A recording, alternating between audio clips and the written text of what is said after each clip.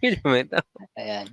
Ayan, live na naman po ngayon ang The Mediator. Ito na po ang episode 2 ng inyong mga lingkod.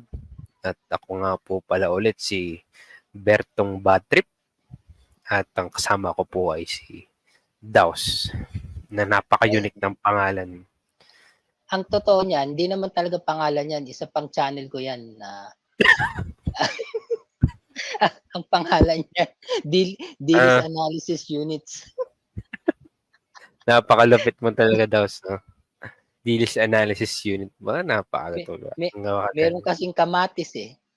Mas masarap i-dilis. Napakalupit mo talaga. Ngayon, Brad, welcome sa Mediator. Salamat sa Diyos sa pagkakataon at sa mga manunood ay magandang umagahan, tanghalian, merienda at hapunan sa inyong lahat. At ako nga po ulit, si Bertong Batrip. At kagaya nga po, at salamat po sa mga nanood at sa aming pinakamamahal na 5 subscriber na po tayo ngayon. Napakalupit. At least, di ba? Mas mabuti na kaysa wala. Di ba? Dalawa dun, asawa natin.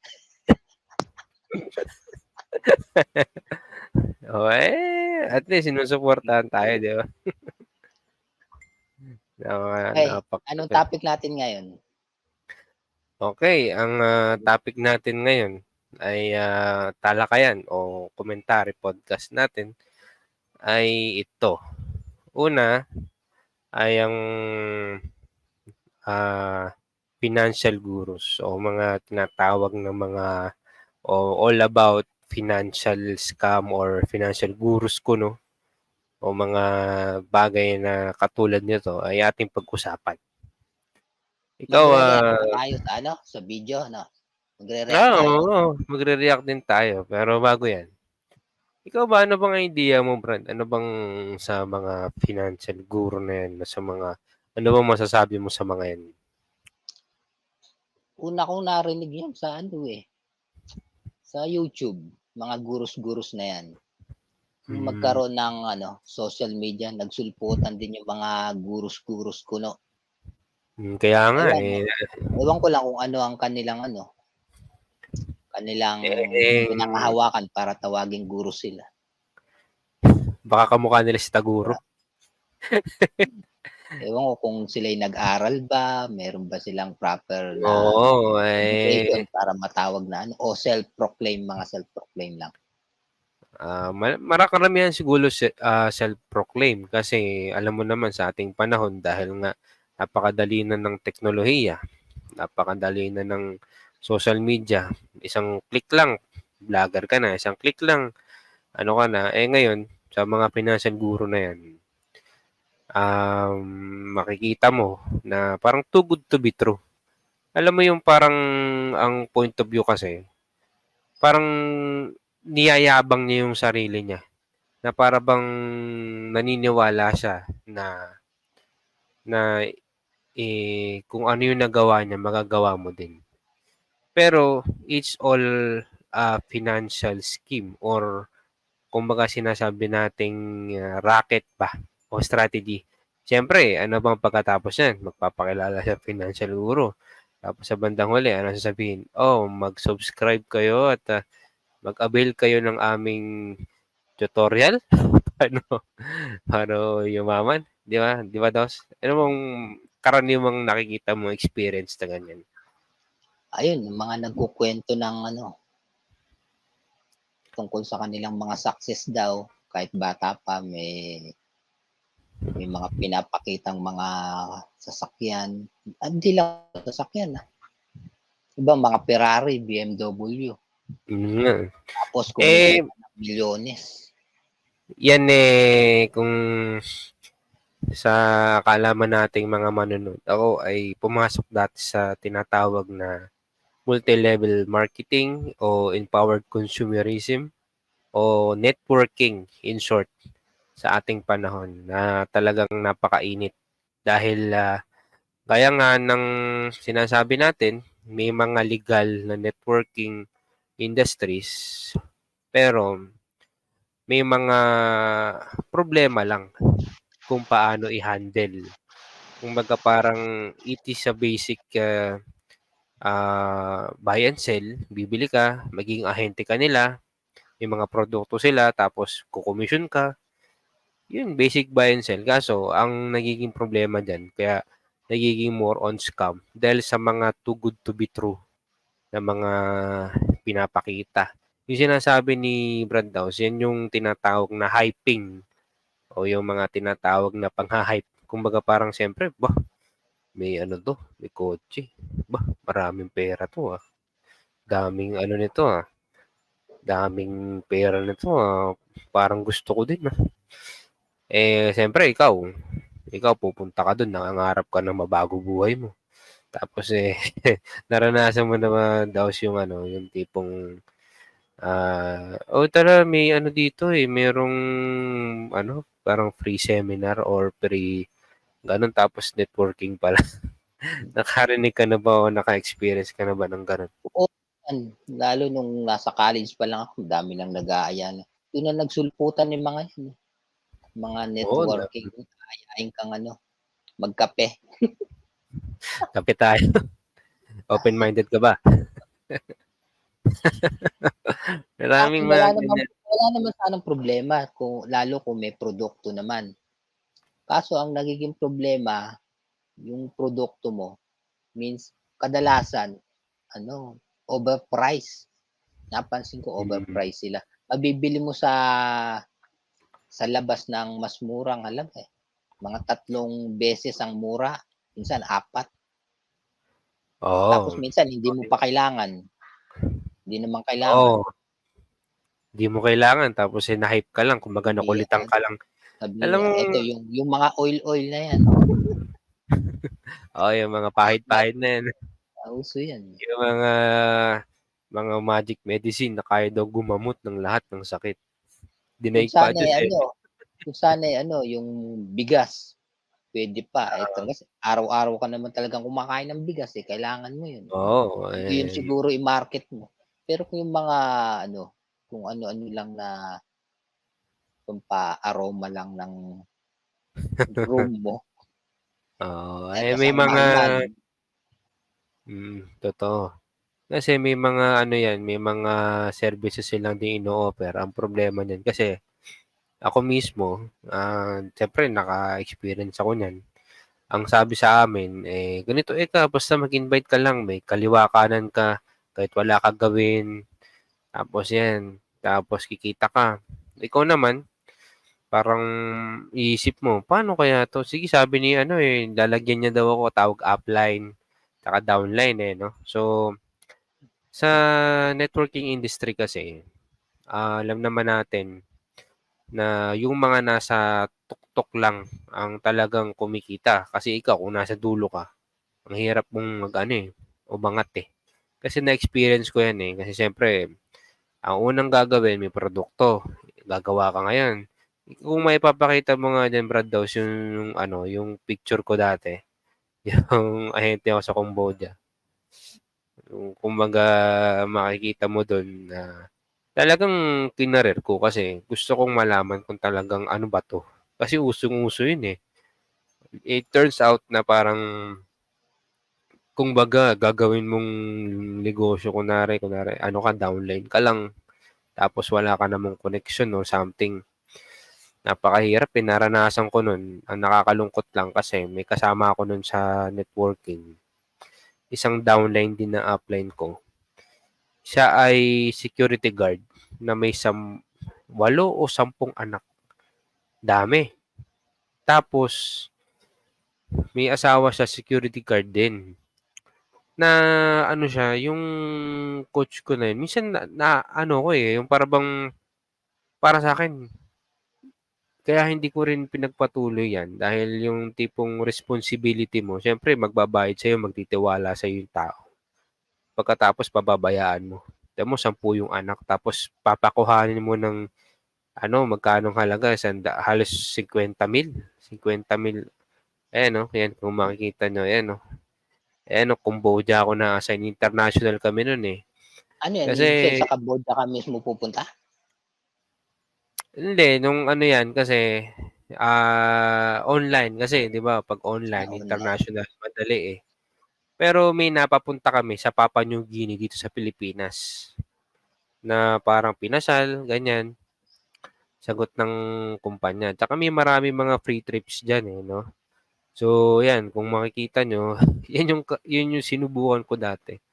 Para bang kasi iniisip natin nun parang, "Kaya ko 'to, parang baka para sa'kin 'to," 'di ba? Pero it turns out na ang mga ano ko pa nun kasi ang product namin diyan mga ano, eh, mga gamot. So ang tinarget ko nun sa ibang bansa, mga nurse. Kasi alam mo naman yung mga buhay ng sa ibang bansa, mga third world country katulad ng Pilipinas, yung mga mas mahihirap pa, yung mga kapos sa mga kahit nga malilinis na tubig, kapos sila eh. Tapos ganyan. So yun yung mga nurses dun. Tapos anong nangyari? Di dumami. Tumatawa yung upline ko. Dumating ngayon sa point na pinapagawa na ako ng libro. Kasi sabi ko, gagawa ako ng libro. Hindi natapos ko. Parang babasahin na lang, ibibigay na lang dun sa bagong kliyente. Para ano, para hindi na magtatanong, para andun na yung guide. Para bang isip ko nun, para hindi ako makonsensya na at least ito na lahat ng dapat mong malaman. Kung gusto mo ng guide, mag-message ka, walang problema. Eh ngayon, sabi pinangakuan ako, sige tapusin mo yan. Meron akong free ticket ibibigay sa'yo, tsaka yung kasama mo, puntang ano, parang saan ba yun, Palawan ba yun o something like that, El Nido, Palawan. Tapos nung na-send ko na yung ano, online, yung ginawa kong libro, yung mga ano, biglang sinabi ng coach ko, "Puro ka diyan na lang nagfo-focus." Eh, siyempre ikaw, siyempre naging bata pa tayo nung mga panahon na yun, eh. Siyempre binibida mo na, "Uy, 'pag natapos ko 'to ma, tara sama tayo, punta tayo ng ganitong El Nido, Palawan kasi libre daw," ganyan. Eh, pagkatapos kong maipasa yung ginawa ko, biglang sinabi nung coach ko na, "Puro ka na lang 'yan, mag-focus ka naman sa pagre-recruit." Tapos para bang naano ako, nainis ako kasi sabi mo pagka natapos ko 'to pangako mo libre na nga, 'di ka na nga gagastos, eh. Kumbaga kasi 'pag nakamit ka ng certain na ano, na pair, meron kang free travel. Wala, 'di binigay, so nag-quit ako. Kasi ano 'to, lokohan. Para bang pinipilit mo na nga lang maka-survive, eh.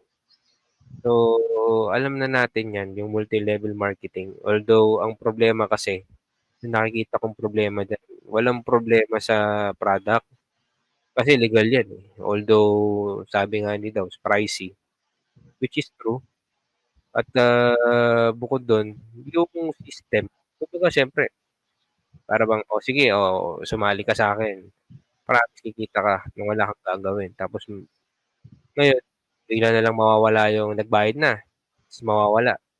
Yung tao na yun, hindi ka ba nakokonsensya? Nagtiwala sa'yo, nag-ano sa'yo, tapos parang niloko mo lang, hindi mo naman tinulungan paano ba paganahin yung negosyo na 'to.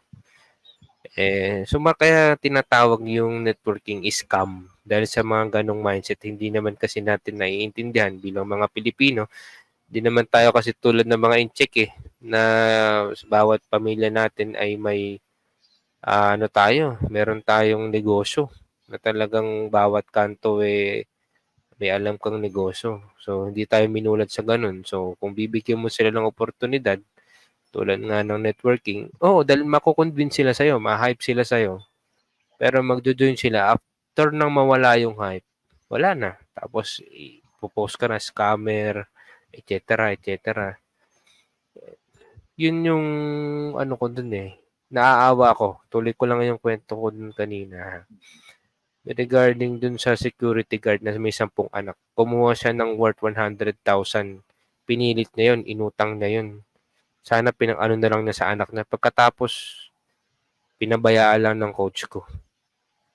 Isipin mo yun, di ba? Ganun yung pangha-hype. Kasi mga salesperson yung mga yan, eh. Pagkatapos, imbis na hindi ka malang naawa dun sa tao, Di mo man lang tinulungan, di mo man lang binuhat pagkatapos mag-invest sa'yo. Tinapon mo na lang basta.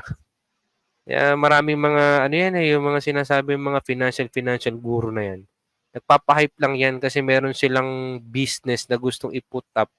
Yun yung marketing strategy nila para mag-avail ka, magganyan ka. Pero personally, care about you. Parang wala silang pake sa'yo basta mag-avail ka. After nun, wala na. Di ba? Yun yung nakakalungkot na katotohanan about sa mga ganyan. Di ba, Brados? Nabahaba ito. Oo. Saka minsan nagpo-focus lang talaga sila sa pagre-recruit. Minsan yung inaano nilang produkto, hindi na nababanggit. Naka-attend na rin naman ako sa ganyang may product nga, pero dun sa seminar na in-attendan ko, hindi nababanggit yung kung ano ito, ano. Ang pino-focus lang talaga yung mag-recruit. Papaano kikita sa pagre-recruit? Magbabayad pa. Pag sasali ka, may bayad yun. Diba? Kaya nga eh. Oo, kasi dalawa kasi yung way ng kitaan dyan. Sa pagre-recruit, tsaka sa pagbebenta. Ngayon, nagpo-focus sila sa pagre-recruit. Ang problema, nagre-recruit ka, tapos hindi mo lang din alam gagawin mo. Parang, ano yun, di ba? Parang in-scam mo na yung mga tao pagkatapos mag-join sa'yo. At tingin mo na lang sa kanila, left tsaka right. Hindi mo na tinignan na nag-invest sila sa'yo. Turuan mo. Yun ang problema, walang sistema eh. Ang sa dumami yung mga left and right, pagkatapos nun, wala. Ang kumikita lang dun yung mga nasa taas. So, siyempre, bangga-bangga na yun eh. Left and right wing yun eh. Kaya, yun lang talaga ang naging problema dyan sa ganyan. Kaya, tinigilan ko na din. Kasi, nakikita ko, although, ibang bansa, so, nagkaroon ako ng hope eh. Kasi, kung dito sa Pilipinas may ibang market yan, wala eh. Sirang-sira na networking dito eh. Pero sa ibang bansa, baka pwede pa. Sabi ko, kaya sinubukan ko eh. Kaya kasi international na siya. Kahit nga naging coach ako sa Cambodia. So mga nag-message ako. May kami, nagkakapag-uusap ako sa mga Cambodian. Binibenta ko yung product natin. Mga product. Saka services. Ganun. Kaya hindi mo ka talaga malalaman kung talagang para sa'yo yung negosyo. Meron nga akong napanood eh. Actually, kung nakahanda na yung video mo dyan na regarding sa reaction video na re-reacta natin. Pinasa mo sa akin. Oo. Sige, yung kay attorney.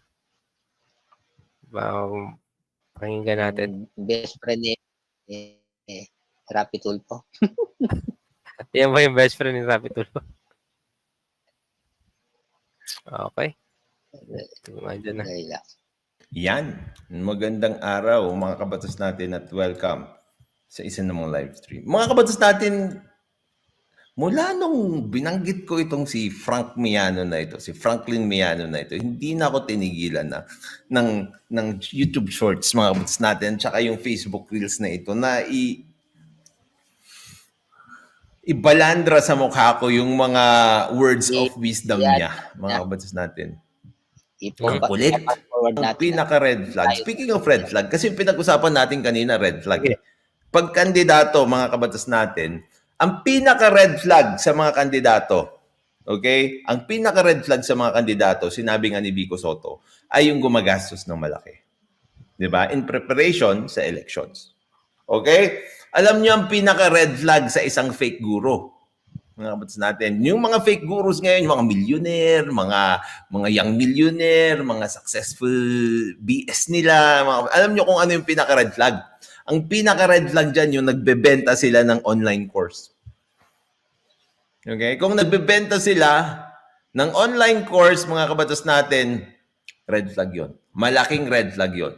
O tignan natin itong si Frank Miano dito, mga kabatas natin, doon sa mga BS niya dito, no? Sikat ba ito si Frank Miano? Ikaw, wala kang matututunan dyan. Marami din subscriber. Mas maganda, matuto ka na lang. Sikat yun, sikat. No. YouTuber ba yun? Meron siyang meron siyang 365,000 followers sa Ano yung content Facebook. niya? Puro ganyan. Puro mga guru-guruhan. Nagtuturo-turo. Paano, Oo, mga hype-hype, ganito, ganyan. Yung para bang makikita mo ganun kadali, ganun ba kadali? Puro pang-hype mo lang ginagawa mo. Ano yung mga content niya? Sige. Ito, tuloy natin. Sandali, ba't nawala? Ito.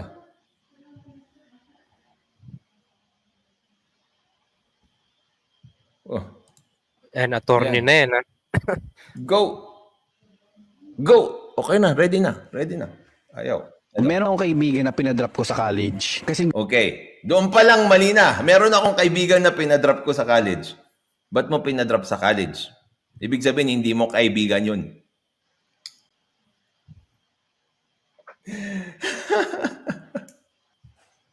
Ay, si Idol Millionaire. Wala, sinadjust sa akin eh. Kayo eh.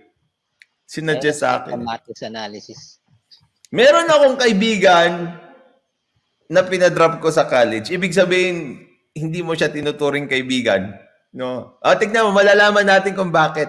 Isipin mo, ilang taon siya? Itong tao na hindi nag-college, tapos ipapadrop mo yung kaibigan mo sa college, tapos tinuturing mo pa siyang kaibigan. Ilang taon to? 24 years old. Ngayon, ginugol ko parang 22 siya nung 2022 Oh my goodness. Proud pa siya niyan, ha? Meron siyang tao na sinira niya yung buhay. Hindi ako nagbibiro, mga kabatas natin. Siya mismo yung tetestigo doon sa kanyang pagsira ng buhay doon sa pinadrop niya ng college. Let's go. kasi gusto niya daw maging entrepreneur. Pinadrop ko Okay. Gusto niya daw maging entrepreneur. So, pinadrop niya agad, ha? Kasi sinabi lang nung kaibigan niya, gusto kong maging entrepreneur. Di ba? So, sinabi nung kaibigan niya, hey, idol, millionaire, you're a very expensive person. Your clothes are more expensive than your ugali. Paano ba nila sinasabi yun? Pinadrop niya. Sige, pinadrop mo. Kaibigan mo yun, ha? Sige. Bakit? Kasi mag-drop ka, wala kang matututunan dyan na pagiging entrepreneur. Wala ka daw matututunan sa pagiging entrepreneur sa college. May kurso tayong ganon. Okay. Oh my goodness. Doon pa lang, barado na. Pero tignan natin. Mga kawalas natin. Mas maganda, matuto ka na lang sa pagbibuild ng business. Nakita niyo yun. Sabi niya, mag-drop ka na lang. Matuto ka na lang sa pagbibuild ng business. Mag-drop ka. Hindi ka matututo ng entrepreneur. Sabi ni sabi ni Kayo, hindi niya na lang pinashift sa entrep. Baka siya yung, guardian nga. Kaya, yan. So, hindi niya pinag-shift sa entry na course. Pinadrop niya talaga. Well, that's not the worst. That's not the worst. Tignan nyo. Kasi the best teacher is experience. Okay. The best teacher is experience. Well, Tama rin naman, di ba? Oo. Experience. Tama rin naman. Oo, kaso, siyempre, hindi naman lahat tayo may financial capacity to experience lang. Paano experience mo, yun na lang natitira mong pera. Isusuga mo, ano natutunan mo doon? Baka naman may tuturo si Franklin. Pakinggan natin. Baka naman. Tingnan natin. Di ba? Ang ganda pakinggan. Ang gandang pakinggan. Sige, mag-drop ka na lang. Ngayon, na-experience mo nang na-drop. Ano natutunan mo doon? Tuloy natin. Nag-drop siya. After a year, bumalik siya sa pag-aaral. Nag-drop siya. Kasi pinadrop mo. After a year, bumalik siya sa pag-aaral. Bakit? Sabi ko, bakit bumalik? Akala ko maging entrepreneur ka. Hindi niya daw kaya. Tangina, hindi mo pala kaya. Ba't ka nag-drop? Nakita niyo yun? Did you see what happened there? Hindi ko kaya, sabi niya. Di ba sinabi niya, mag-drop siya. Ba't sisisihin niya ngayon? Kaya nga marami pa namang factor na para bang siya ba nagbakasyon, nagpapaaral kaya sumunod. Tinuruan Pero naman ba niya? Sana tinuruan niya. ang Hindi niya problema tinuruan. kasi kita mo, kung mapapansin mo yung yung Miano, una pa lang hindi na credible Kontra-kontra na agad yung sinasabi, 'di ba? Kumbaga sa siyempre bago ka maniwala sa isang tao, titingnan mo muna kung credible yung sinasabi. Kung saliwa yung mga sinasabi. Sabi kanina, drop. Tapos nung nag-drop, tapos bumalik. Ba't ka bumalik? Hindi ko kaya, di ba? Tas sasabihin niya, hindi mo pala kaya, nag-drop ka. Ba't sana tinanong mo, hindi mo muna pinadrop. Halata namang gawa-gawa niya lang yun. Siyempre, sa totoong buhay, kahit nasabihan mo akong mag-drop, siyempre, hindi naman tayo parang puppet lang na susunod. Pag nag-drop ka, wala ka ba munang iisipin, pa nag-drop ako dito, ano gagawin ko? May negosyo na ba ako? May ano na ba ako? Paano kung Gawa-gawa. ang kaibigan nito madaling mauto? Kaya, baka malay natin, yung niya, yung kaibigan niya, Ito, siya tingnan rin. natin. Sige, tuloy na. Tapos, bakit ka nag-drop hindi mo pala kaya? Sinabi mo In the first place, ikaw ang nagsabi, ikaw nagpa-drop sa kanya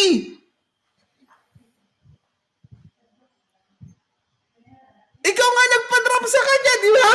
Kasasabi mo lang, tapos ngayon sasabi mo hindi mo kaya. Bakit hindi mo sinabi muna sa kanya? Itong sasabihin mo na ito, o sinabi mo na ito, bago mo pinadrop yung kawawang nilalang. Oh my goodness. Pinadrop mo, sabi mo, di ba? Joke ka talaga. Kalokohan. Tingnan nyo.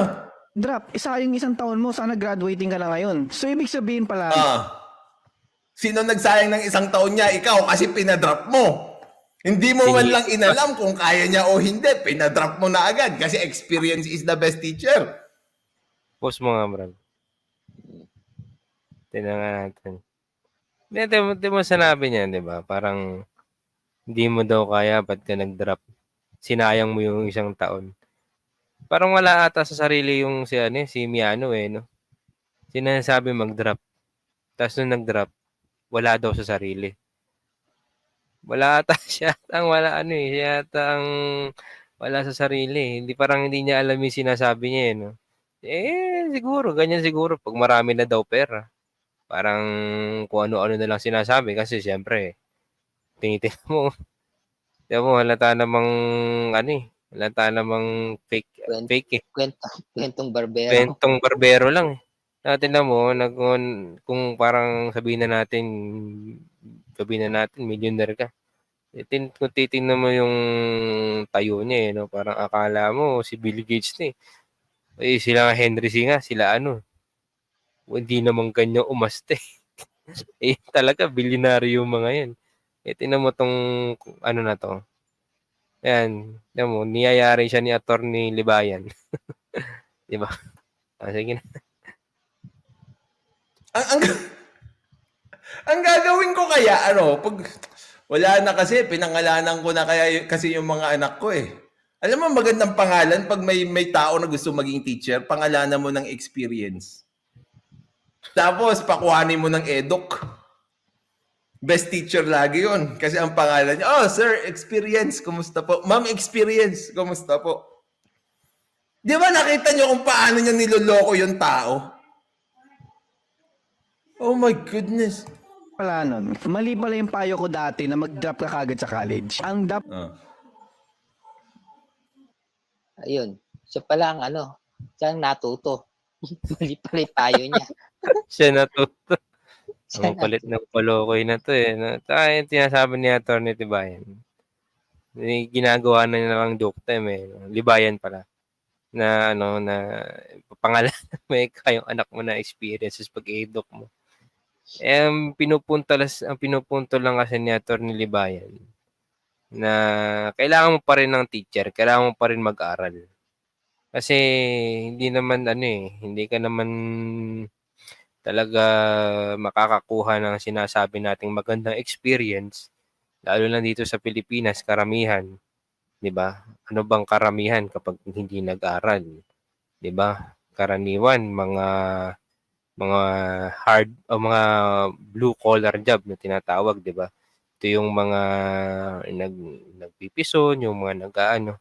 So, siyempre nauubos yung oras nila sa pagtatrabaho tapos siyempre yun yung may experience mo. Kapag ano ka, alam mo naman dapat iniisip niya na dito sa Pilipinas kapag ikaw ano, hindi ka nakag-aral, gaya ng pinapayo niya na magda-drop out siya, yung experience na makukuha mo ay hindi magandang experience.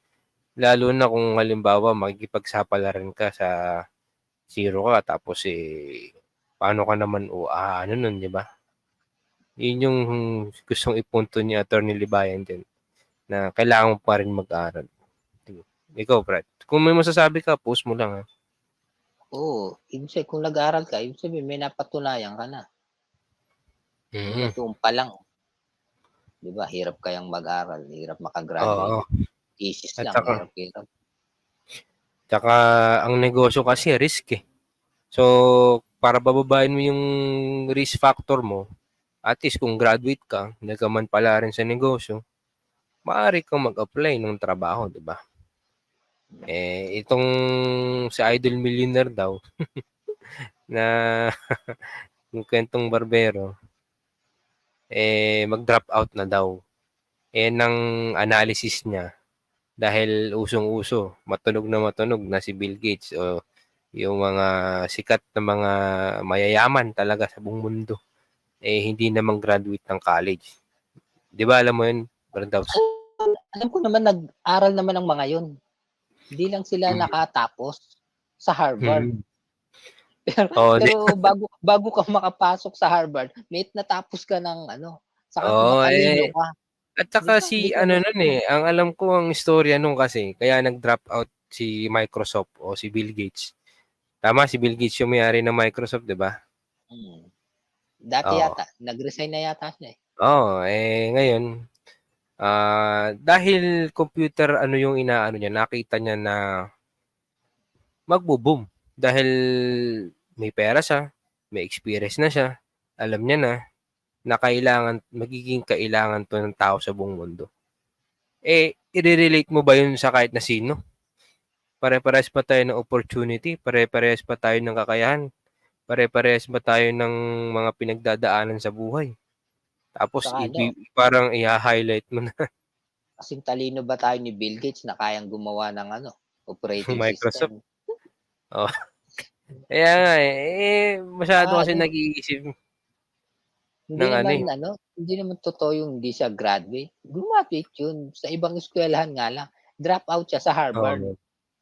Harvard. Bago ka makapasok doon, may natapos ka ng kurso at matataas ang grades mo. Ganun pa man, hindi mo pa rin siya pwede mo siyang gawing inspirasyon, pero hindi mo siya pwedeng idahilan na hindi ka na mag-aaral dahil si Bill Gates hindi naman nag-aaral. Unang-una, tingnan mo yung estado nyo sa buhay. Di ba? Yan ang delikado Sabi nga small knowledge is very dangerous. Ayan, ipapangalanda ka nitong nang-hype lang tong ano na to itong ano na to na mag-drop out ka na. Mali daw yung pinapindot ko. Hype talaga yung taong yan. Hype talaga. Nababatrip talaga si Betron Batrip sa mga ganyang mga tao Parang hindi mo talaga alam. Ang BP mo. Oo. Inunda ko na. Baka BP mo. Yeah. Tuloy na natin. Sige, tuloy natin. Payo niya na mag-drop ka kaagad sa college. Tignan nyo ha. Okay. Huwag ka agad. Mali daw yon. Okay, sige, re-redeem niya ulit yung sarili niya. Mali yung payo niya. Okay. Pero bakit mo siya sinisisi? Ikaw yung nagbigay ng payo. Okay, sige. Ang dapat gawin nila, parang ginawa ko. Nag-aral ako sa college. Wow! Best example. Siya pala nag-aral eh. Siya di pala nag-college eh. Pina-drop out niya yung kaibigan niya. Tingnan natin. Baka naman may, ano. May dahilan siguro. Ikaw ba si experience? Kasi ikaw yung best teacher eh. Di ba maganda yon? Maganda yung ano yun eh. Magandang, naisip ko lang ngayon magandang, doon sa mga estudyante dito, magandang pick-up line. Hindi naman pick-up line yun. Hindi pick-up line. Magandang joke siguro. Hindi naman kasi joke sa teacher eh. Yung teacher mo, pag gustong-gusto mo siya, ma'am, experience po ba pangalan nyo? Bakit? Wala ka, Brad. Kasi you are the best teacher. Di ba? Di ba maganda yun? Sabi mo sa teacher mo, ma'am, experience po ba yung pangalan nyo? Bakit? Because you are the best teacher. Galing. O, sige, tuloy natin. Sa college. Umabot ako ng second year college. Pero doon ko na na-hit yung first 6 digits or more ko. Pero Okay. So ito, na-hit niya. Pag titingnan niyo yung paliwanag niya, gayahin mo yung ginawa ko. So, umabot ka lang ng second year college. Tapos, i-hit mo yung first million mo. Ha? Tapos, pag na-hit mo yung first million mo, pareho na kayo nitong taong ito. Yun yung tamang payo. Huwag mo nang, pag nagkaroon ka ng pera, hayaan mo na ang pag-aaral. Yun ang tamang payo. Oh my goodness. maging successful sa pagiging negosyante, mag-drop na ako. Pag-drop ko, mas lalo pa akong naging successful. At least, Boss mo nga, Brad. Kasalanan mo. Tiyan mo sinasabi nito, di ba? Parang drop out siya kasi daw na-hit niya na yung first million. Di ba? Parang, hindi ba dapat sabi nga sabi na natin, granting for the sake of argument, totoo yung sinasabi mo. Nagkapera ka na kamo eh. Hindi ba dapat parang mas i-priority mo yung pag-aaral mo? Kasi, siyempre, hindi mo na kailangan sabihin mo, hindi mo na kailangan ng pera. So, parang for personal, achievement mo, sana tinuloy mo yung pag-aaral mo, di ba? Para kahit papano, siyempre, sobrang risky ng negosyo. Hindi ka naman, ang ginagawa lang naman itong na to kung ano-ano lang, hindi naman habang buhay. Tapos ngayon, pagkatapos mag-aaral sa ulit. Di ba? Anong sabi mo din, Brad?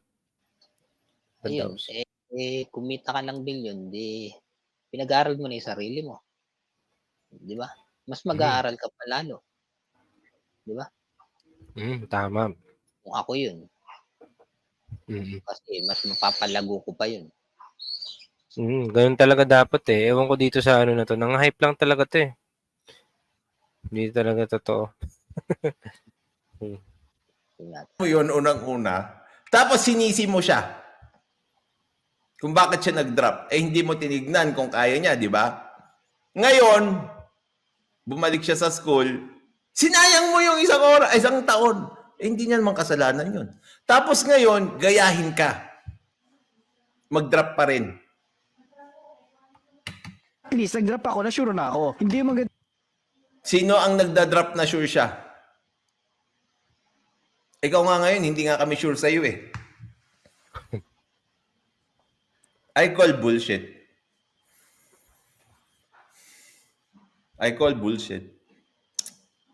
Magda-drop ka kasi sure ka na. When in fact, entrepreneurship involves risks. Kahit sino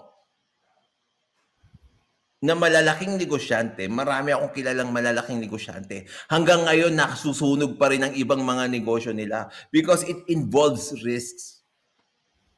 Ngayon, alam mo kung sino ang nagsasabi na sure ka na? Yung mga estapador. Kasi isang elemento ng estafa, yung mga investment scams, isang elemento yan, yung sure. Sigurado ang kita dito. Yan po. Yan attorney na nagsabi niyan, estafa. So, diba? investment itong inaano niya, Oo, Practice. kasi yan yung ano na yan, yung Simiano na yan, ang style niyan, mangha-hype, magyayabang, papakita kung ano-ano, ganyan, ganyan, ganyan. Siyempre, yung ibang mga tao, sabihin, uy, gusto ko rin magkaroon yan, paano ba yan, boss? PPM siya ngayon. Ngayon, pang may nag-PM sa kanya. Oh, sige, ito, libre, 1 oras. Pag nagusto, siyempre, kukumbisiin ka niyan. Pero susunod, may bayad na. Kung gusto mo talagang yumaman, to, kunin mo yung mga courses ko. Kunin mo to. Yan. Kaya yun yung pinupunto ni attorney na red flag. Di ba una pa lang sinabi niya, red flag kapag nagbebenta ng mga online chuchu nila. Ayon na sa attorney yan. Ayon sa kanya, pwede yan maging ground for stapa. Di ba? Ganun din, bro. Tuloy natin. Ganon yun. You are eliminating the risk. Dito sa sinasabi mo, na sure ka na, sure ka na. Kung negosyante ka talaga, alam mong walang negosyo na sure. Alam mo rin ngayon na narinig mo dito na kapag pinapromise mo sa mga tao na sure yung mangyayari sa kanila at pinasok mo o yung kikitain nila ay sure yung kikitain nila tapos pumasok sila sa negosyo, pwede kang makasuhan ng estapa. Kasi panloloko na yon. You are eliminating the risk in business. Yung mag-drop na ako dahil tinatamad lang ako mag-aral. Ayun kasi pagkakamali ng mga tao na sabi pa lang ng mga Anong pagkakamali ng mga tao? Pagkakamali mo yun kasi ikaw yung nagpa-drop sa tao na yun. My goodness. successful ng mga tao, mag-drop ako. Sakto ayaw ko mag-aral. Ayun pagkakamali nila. Bibigyan ko Tapos magpapaano kayo ng sugal, ewan ko sa inyo. Maraming salamat mga batas natin. Ayun, di ba? Nakita mo. At least, sa ating mga tagapanood, naiintindihan nyo na, galing na sa isang abogado, trial lawyer, na kahit siya mismo ay talagang nababad trip sa mga ganyang mga guru-guruan. Kung tutuusin mo, financial scheme o strategy yan, marketing strategy yan ni Miano para tangkilikin yung produkto niya. Yun ang totoo dun eh. Yun ang talagang strategy niya dun. Kasi kung ikaw ay talagang nagmamalasakit lang para sa iba at hindi ka totoong dapat sabihin na natin, nag-share ka sa YouTube. Sabihin mo na ma-monetize. Kung yun na lang yung habol mo, talagang gusto mo yung makatulong. Hindi eh. Sabi nga ni attorney, pwede pa maging estapa yan kasi inaalis mo yung risk factor, di ba? Sure eh, di ba? Yung parang sureness, ganyan din yan eh. Sure ROI o return of investment, pag nag-ano ka sa mga sige, hindi, 1 linggo lang, sigurado ako sa'yo. Babalik ito sa'yo. Gaganyan ka, no? Ikaw naman tong, sabihin mo, pautang nga, 1 linggo lang ba? Sige, after 1 linggo, babalik ko sa'yo. Ano sasagot ng mga ano yung sasagot ng mga nagre-request sa inyo? Hindi, magkakaparaan. Nung pa lang, huli mo na, di ba?